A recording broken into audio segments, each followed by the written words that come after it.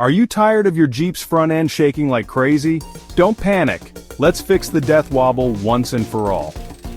The Jeep Wrangler death wobble usually starts after you hit a bump, and suddenly, your steering wheel shakes violently.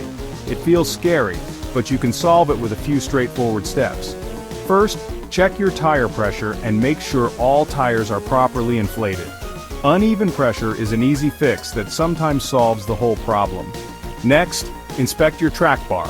It's the metal rod that keeps your axle centered. Look for loose bolts or worn bushings. Tighten or replace them if needed.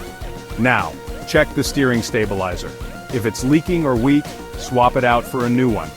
This part helps absorb those nasty vibrations. Don't forget the tie rod ends and ball joints. Wiggle them by hand. If they move too much, they're worn out. Replace any parts that are loose. Finally, get your wheels aligned. Bad alignment can make the wobble much worse. If you're not sure about any of these steps, ask a pro mechanic for help. Taking care of your Jeep suspension and steering keeps you safe, and your ride smooth. So, don't let death wobble ruin your adventures. With a little time and the right checks, you can get your Jeep Wrangler back to normal. And back on the road.